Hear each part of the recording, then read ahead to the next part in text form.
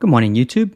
Today's video is going to follow up on what I recorded last week with regards to using static routing to be able to support Kubernetes clusters. And so this is a little different in this instance, is that here we're doing multi-cluster. So it's the integration of multi-clusters of Kubernetes using the default Flannel CNI. You could say default, however, it doesn't really ship with Kubernetes. It's kind of like you install Flannel post-installation of Kube, but it seems like it's either one or three. And so the reason why I kind of went with Flannel is because previously kind of HA was a problem. And so this removes that entire problem, and it kind of shows how simple it is to do a Flannel deployment using very simple static routes with F5 CIS in a multi-cluster environment. So this is a brand new environment that I've just built. To be honest with you, it took me a couple hours. We've got 3 clusters. I'm going to go and talk a little bit about in another video how I built this, what I used, the different components, because I actually used a new flavor of Linux that I hadn't used before, and I actually quite like it. And I'll kind of go through the processes and kind of what I learned. So if you want to build a multi-cluster deployment, you could just kind of follow this. And you know, to be honest, I did a bunch of YouTube searches, but was able to learn through some quick YouTube environments. So here's multiple Kubernetes 1.31 clusters. It's brand new version of Kubernetes. Well, there's another version coming out next month. And in this instance here, we're using the default CNI. Now, we are using a unique POD CIDR, right? So in the next video, what I'll do is I'll talk a little bit about how I create the unique POD CIDRs within Kubernetes and kind of what they look like. Why does it have to have unique POD CIDRs? Because the static routes will clash, right? Because the pod networks need to be unique so that Big IP kind of knows how to forward. And why wouldn't you want to have unique POD CIDRs? Cluster 1 has X, cluster 2 has Z, cluster 3 has Y, right? I think that makes sense. It really does make sense, kind of differentiate kind of like where you are. And you could actually see this if you actually connect to the actual cluster. You can actually look at kind of like the pod IP to kind of determine like kind of where you landed. So if I actually go and take a look at the stats, you can see, okay, destination IP 10.244.1.2. Well, I know what cluster that is. That's cluster 1. I know that that's cluster 1 because 10.244 is the default pod CIDR for Flannel, right? And so I'll talk a little bit about how I kind of like incremented that. You've probably got a little bit of stickiness here from this client perspective. Probably if I close it, it will go. It might give me a different IP, but we'll see. We'll try one more time. But yeah, it's probably persisting the connection. Oh nope. There you go. There you go. There's now another 245.1.4. So you can kind of see, okay, new CIDR, new cluster. This is cluster 2. And maybe if I go here, would I get cluster 3? That would be kind of nice, actually. Nope, back to cluster 1.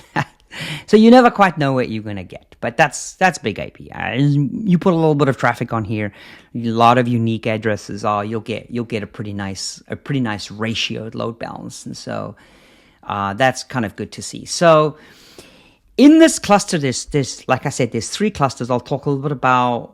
I'll go into the environment a little bit next. You've got primary CIS, secondary CIS, and so we'll talk a little bit about how those 2 are working. But what I want to focus on this video is I want to focus on how to establish multi-cluster Flannel deployment using F5 CIS to populate your routes. So that's the most important thing, is that Big IP has to know, like you saw, the 10.244, 10.245.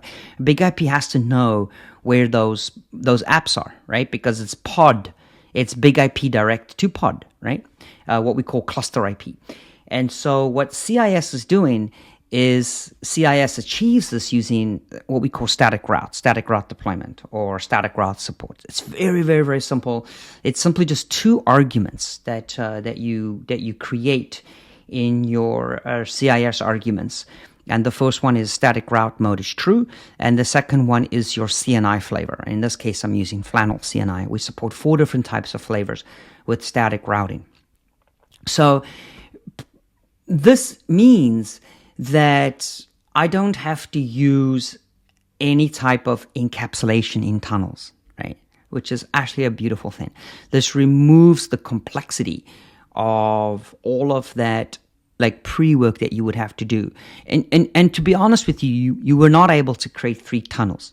The reason probably is because of there's some type of ID that's associated with the tunnel, and Kubernetes doesn't really have the flavor to create 3 of those. There's like a code. It's like 0 and 1, or 0 for Kubernetes, 1 for OpenShift. And honestly, it's really difficult to create. It's just like I really struggled with that, and I think a lot of people struggled with that. And so the integration was kind of like way harder than what it should have been. And so now this integration is really, really, really simple. Ultimately, what CIS does is it takes a look at the node ID. It understands it can look at the node, and from the node, it can discover the pod IDs, and it will do this for all clusters that you're in. And so, how does it kind of do this? Well, it uses. If we go and look at the CIS deployment, you can see, and you can clone my repo here, please. By all means, clone the repo. And if you look at the CIS deployment, you can see right here, here's the 2 statements. But in this statement right here, you will see that there's an extended config map. Now, this honestly is a little bit like the gateway, right? This is like gateway and gateway API. And you can see we're using this extended config map, right? It's really, really important. You'll see here that in cluster 1, CIS is primary. Now, we're going to, in CIS 2.20, we're gonna change the primary and secondary, because we're gonna bring in an arbiter or an arbitration, so that we don't have some kind of split brain where 2 CISs potentially could become active if the HA goes away. I'm using an external server. I'll explain that in the next video. But this is kind of how CIS will determine the information on how to get those routes. And so if we go and look at that config spec, that's kind of like the most important piece. And you can kind of see here's my API. Now this is actually on the big IP. This is actually a virtual on the big IP that actually connects to a pretty robust server. So both devices are pinging this. As long as this remains active, it's kind of like how the primary secondary works. I'll talk about it in the next instance. But you can see here primary and secondary cluster, and then you can see external clusters. And so this is kind of how CIS pulls the kube config. And if I actually go into the cluster, you can actually see it right here within the cluster. You can actually see kubectl. Oops, sorry about that. Let's kubectl get secret. So you can see here are the 3 secrets. So each cluster has this where CIS is running. So cluster 1, master, cluster 2. You can see here. So CIS, primary and secondary, have access to the kube configs. Guys, this is real simple. It's basically admin config. Just copy this off the system. Or if you're using a management, then this is ultimately inside your management. But CIS needs these. And so you can see kube config 1, 2, and 3, which maps to this extended config map. So you can see here cluster 1, kube config 1, cluster 2, kube config 2, cluster 3, kube config 3. And so that's how CIS is able to manage or monitor each of the routes. And you can kind of see here that if you actually look at this actual route config, you can actually see in the route config right here the actual going out to the system. Now I'm doing debug logs. So obviously when you do debug logs, you're gonna get a lot more as you can see right here, debug level, right? So, debug log, you can see route name cluster, kube master cluster 1. These are all the pods that are kind of getting established. You can see there right there is the network, etc., etc. There is the network again.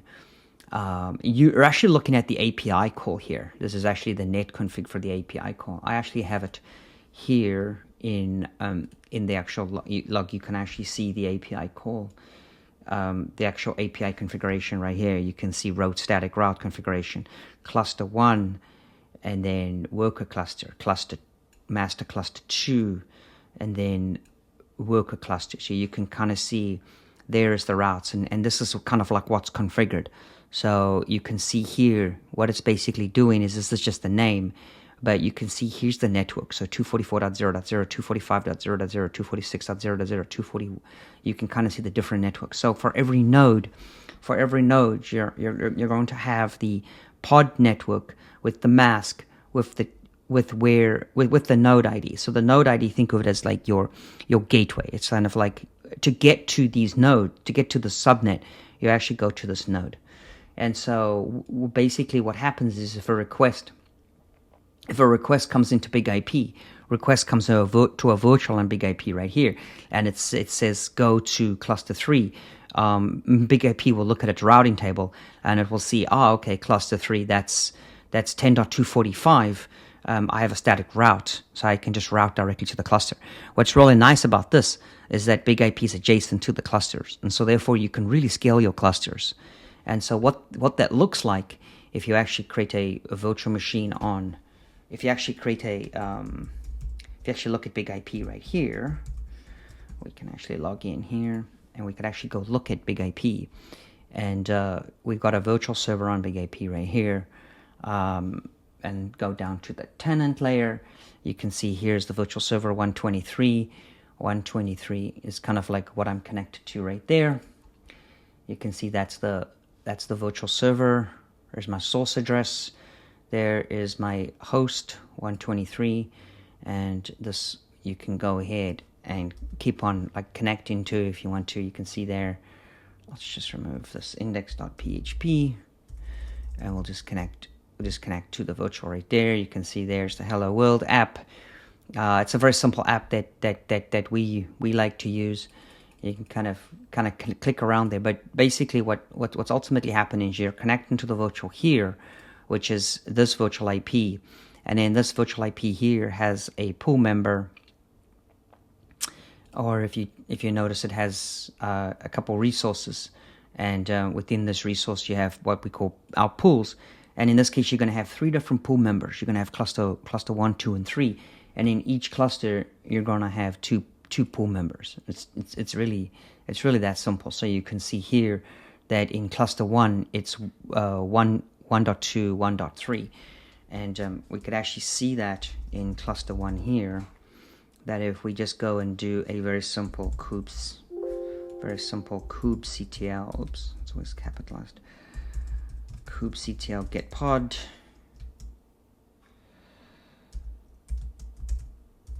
let's see here, you can see where we go, 1.2, 1.2, 1.3, and these are all both sitting on the worker. You can see worker 1, worker 2.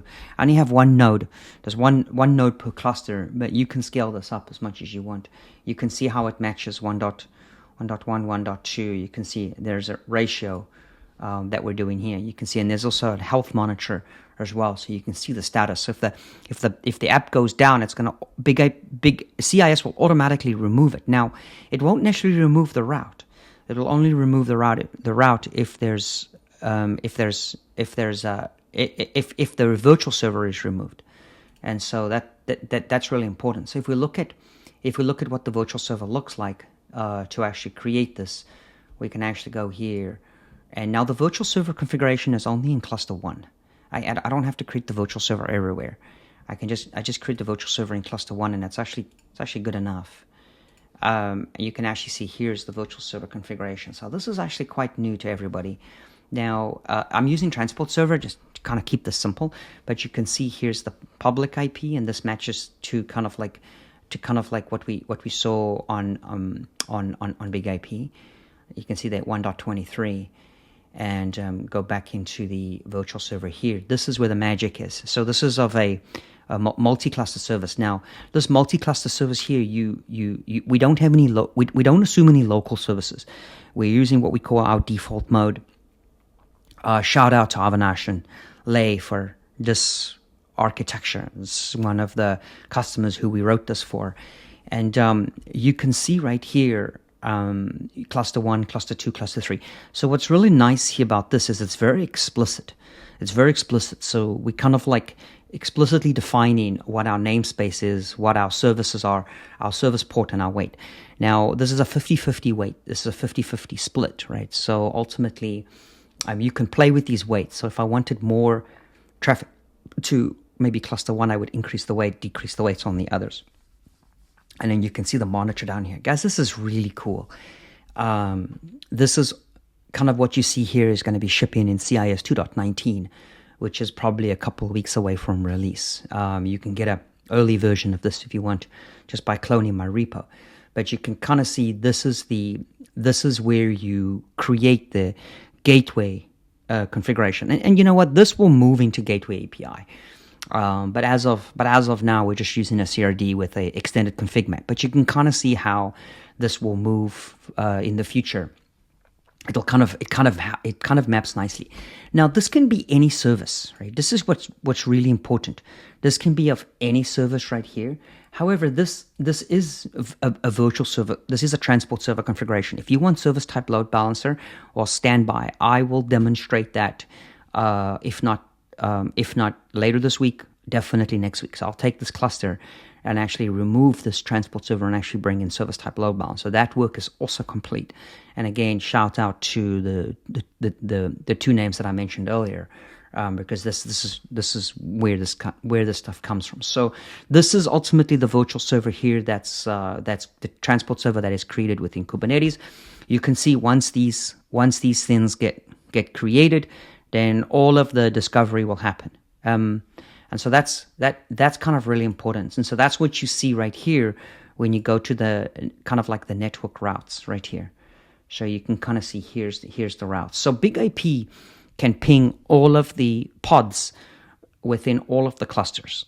There's a few things that you have to do in Linux to get this to work right. Most of that is just because of IP tables, and I'll share that in my next diagram. So let's recap. Today's video is really around a multi-cluster Flannel environment, and where Big IP and CIS are configuring static routes to be able to do the networking. So this kind of expands on what I was talking about last week, where I only had single cluster, but here I've moved to 3 clusters. And so Big IP, or a pair of Big IP, and this works nicely for HA, right? A pair of Big IP is front-ending 3 Kubernetes clusters with potentially 3 of the same apps or different apps. It could be different apps, because the nice thing about the transport server, you can specify the name of the cluster, the name of the service, right? With specifically, so you can kind of like front end this with 3 different clusters with different flavors, right? With different apps, and maybe kind of like cluster 2 and 3 have the same apps, and maybe cluster 2 and 1 have the same apps. It's really up to you. The flexibility is really there for you to use. But the most important thing is that how do we get traffic to the cluster? And very simply, that is done through the StaticRouteSupport, where creating VXLAN tunnels or doing any type of like routing protocol is completely unnecessary. We're simply just doing very, very, very simple static routing. And if CIS does update the routing table periodically, so if a node does appear or gets removed, then those routes will get added to the CIS's routing table. And Big IP's routing table can actually support quite a substantial amount of routes. And so it uses a different API than the API that is configured for the applications itself. And so it's almost like an imperative API. It's a kind of outbound API. So it's actually kind of nice. So that is really what this video is all about today. So, guys, a lot of work went into this. 3 clusters, new Linux, new version of Kubernetes. So please please forward this video. If you want to have more discussions on this architecture, please reach out to me through YouTube, through LinkedIn, through your F5 accounting channels, etc. I would love to share this with you. I think this is really relevant for 2025. This code is going to be published before January, so you'll be able to use this. This is fully supported, pretty much production ready. I've already started to see in one big environment where we're starting to put applications in production with this environment right here, with this mode. And so give this video a thumbs up. If you're not subscribed, please subscribe. I'm trying to grow this channel and really appreciate the support. And again, if you want more information, demos, etc., please reach out to me. Thank you very much.